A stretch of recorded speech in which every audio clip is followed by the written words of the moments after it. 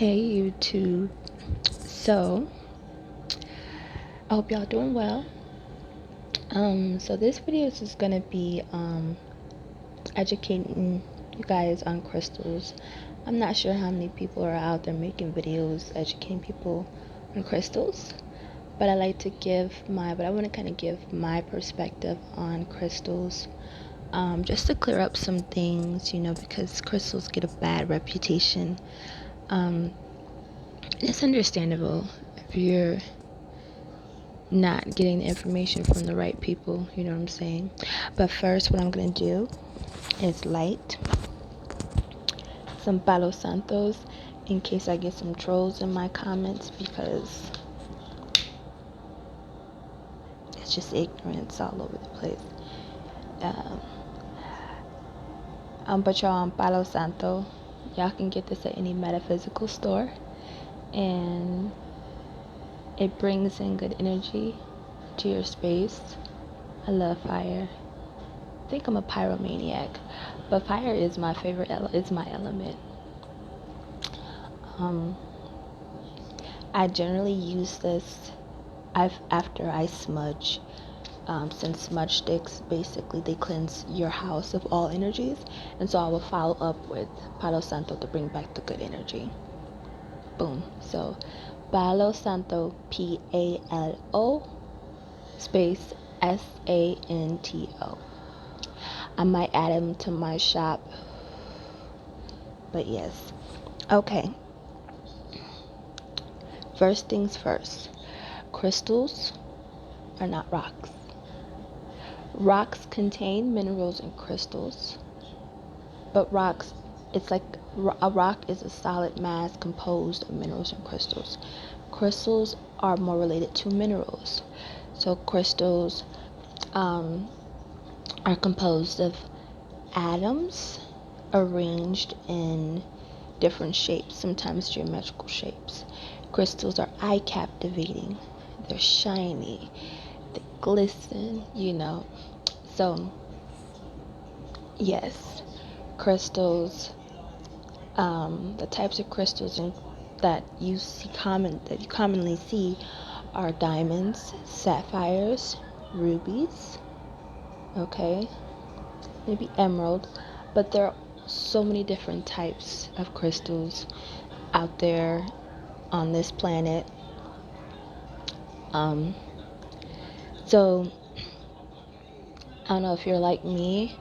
I was raised to believe that they're evil, that they're not good, you shouldn't mess with them. But they're natural. The more I study them, I've been studying crystals since 2017 during my awakening. I bought my first crystal in 2017. Had no knowledge of a crystal. I was just online shopping. I saw one. One day I saw one and I was like, this is so pretty, There's a horror movie on, y'all. I'm a movie fanatic.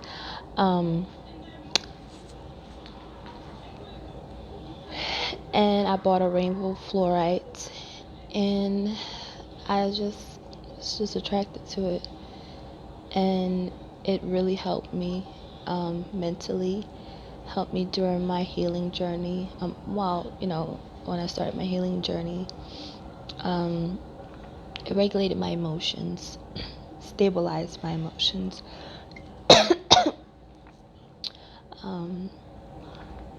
I held on to that crystal for about 2 years. And when I moved here in Colorado in 2019, I started wire wrapping. And I didn't realize until later on that I was literally healing myself even more, while handling all these different types of crystals. I could feel the energy coming up from them. They're very high vibrational, very energetic. So I was healing myself, and then I had finally sold the rainbow fluorite to an old friend of mine. That's how I knew that it was time for me to move on from the crystals. But yeah, I've been studying up on crystals since 2017. Um, I would so I have good knowledge of them, pretty good knowledge. Um, it's something natural. It's in the earth. It is earth. Um, and all things natural are close to source. Your body is composed of crystals, your bones, your teeth, your brain. You have crystals, dark crystal in your brain, and your blood. You can see the crystals in your blood through in a microscopic view. Pretty cool. It's really dope. Um, so to say something that is beautiful, energetic, and uplifting is evil, it's kind of ignorant. You know, why would Source place it on on this planet, and place it in our bodies if in fact it wasn't good for us? You know what I'm saying? So just put that out there. Another thing, you do not have to be spiritual. I know you may see it a lot in the spiritual community, but you don't have to be spiritual. If you find yourself drawn to them, then do some study. Do some studying. Just get one and see what you think about them. Okay? See what you think about it. Okay? Um, my youngest son, he's 4 years old. He was so hooked on my black obsidian ball at the age of 1. Out of all the crystals, that was the one he would always grab. And I always thought that was so cute. I don't know why I said it. I just thought that was cute because kids love things like that, you know. They're the closest to source, to cosmos, you know. I'm trying to think what else. But yeah, you do not have to be spiritual to wear crystals. Um, so it's all about what you're drawn to. It's not a trend thing. I know when people hear the word crystals, it's like a trigger because of how they were programmed. You know, with how they were programmed and what they were taught about them, who taught them about them, and all that stuff. But don't worry, it's all good. It's beautiful. And you kind of see that the spiritual community did adopt it as if it's something spiritual. It's nothing trending. It's not a trend. You know, it is something that is captivating to the soul. So you should be wearing them if it's attracting you. If that's something that you want to dive into, you know, or tap into. I know some people like to wear like 10 to 20 different crystals around their neck. There's nothing wrong with adorning your temple with crystals. I myself do not do that. I may wear 2, 3 crystals, but because I know how crystals work, I'm very careful with what crystals I wear together. Because not all crystals are compatible with each other. It's just like medication. You shouldn't take, you know, this medication with that medication because it may not work. It may make it worse, make your health worse, and it may not work. Crystals are the same thing. Crystals work the same way. You have to make sure that if you're gonna wear more than two to three or 2 or more crystals, that you're wearing crystals that work with each other. They're compatible with each other. That strengthens each other. Okay.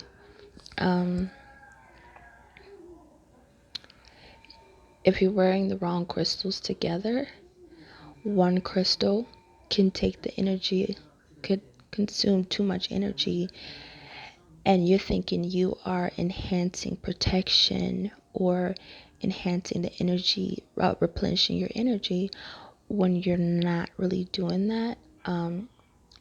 One crystal could be draining the energy of the other crystal. So you just got to think about that. Do research on these crystals. Find out what crystals are compatible with each other, what you can wear, which ones are great to wear with each other. I will say there are some crystals that you shouldn't wear if you are needing it to do something for you, your energy. Like if you're needing protection, if you need help with concentrating, focusing, uplifting, because there are crystals that are more of, they're used more for the absorption of energy, mainly negative energy. So like a black obsidian, if you're going into a new space and you want to make sure that new space is healthy for you, or whatever, you're worried about it being a little negative energy, stank energy, you can carry a black obsidian, but I would say put in your pocket. Do not wear a black obsidian if you're needing energy, if you're needing positive energy, uplifting, because like I said, that's a rock that absorbs energy. So its purpose is to absorb negative energy. It's not going to give energy, it's going to absorb. One of my favorite crystals that I like to wear is an amethyst. Amethyst is good. It's a purple stone and citrine. You can program your crystals, but you need to also understand that these crystals have its own purpose and its own, it works on its own. It has its own natural abilities. So you don't want to take that away from it. So if I'm wanting to program my crystal, I will hold on to my crystal and I would give it gratitude. I would tell it specifically what I need it for the day, like protection, energy boost, a little uplifting. Maybe I need to place a shield up to protect my aura when I go outside of the house. But if I'm wearing more than one crystal around my neck, I make sure that they're crystals that's compatible with each other and work together. So just giving you a little tidbit on that. And again, like I said, just do your research. Take the information and expand it. It's about expansion. It's not about taking my information and run with it. I want people to expand the information, get more, learn more about it. But those are some of the things about crystals that I think people need to understand. There's nothing wrong with them. I don't see how you can use them for evil, really. You know, I'm gonna show y'all another one of my favorite crystals. Come with me.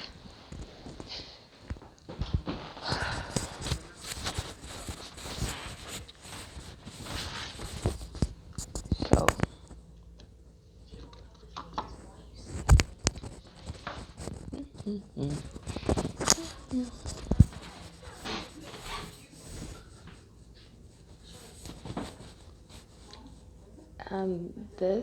these are my selenite crystals.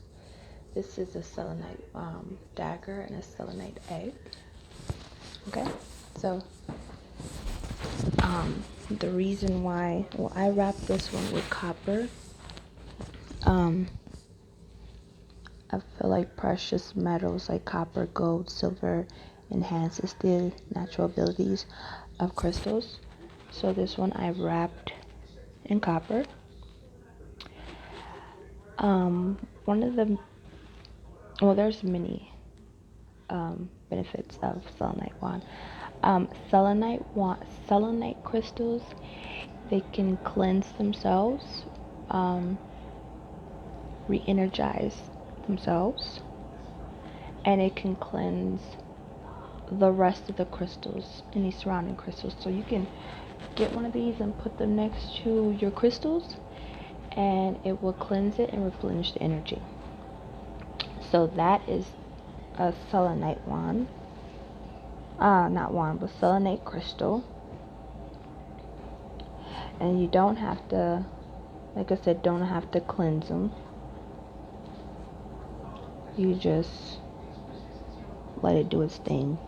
There are crystals that you should not get wet, such as quartz crystals, because it can shrink the crystal. So just do research on how to cleanse crystals. There are also some crystals that you cannot sit out in the sun. There's crystals that if you get a crystal, like a crystal necklace, and it breaks, that lets you know that it has done its job and you no longer need it.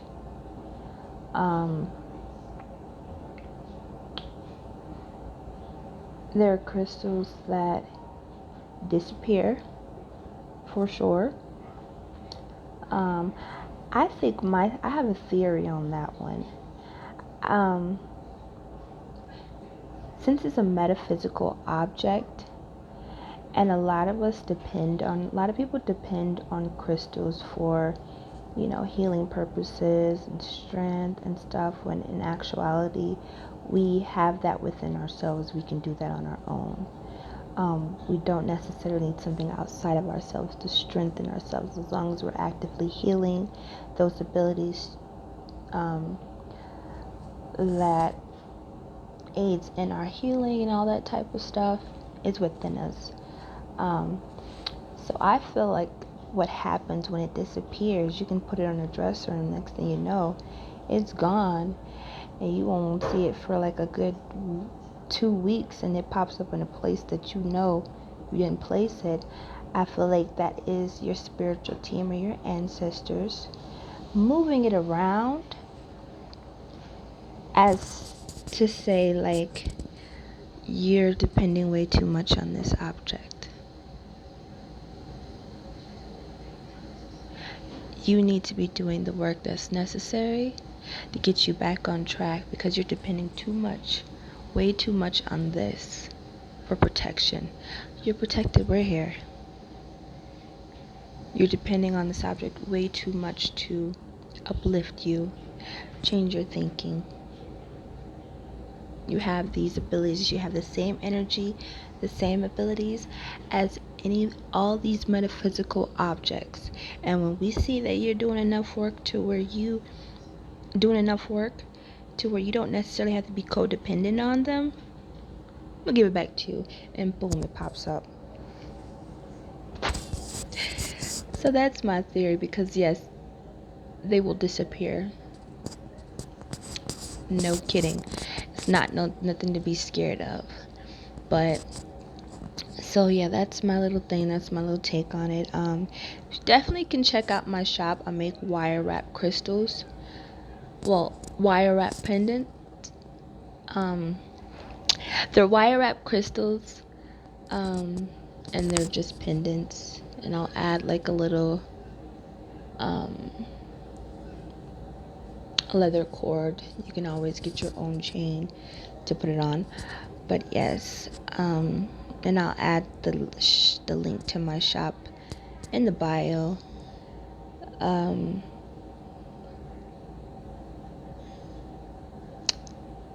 Other than that, that's it. I think that's about it. Definitely, if you guys have any thoughts, comment below. Let me know, what do you think? How do you feel now that I've properly educated y'all on crystals? My next video, I'm thinking about talking about a how-to with ancestor altars. That won't be as long as this one. Just brief. But Yeah, comment below, share if you think that this will help others further understand what crystals are, because we should not be spreading false information about that.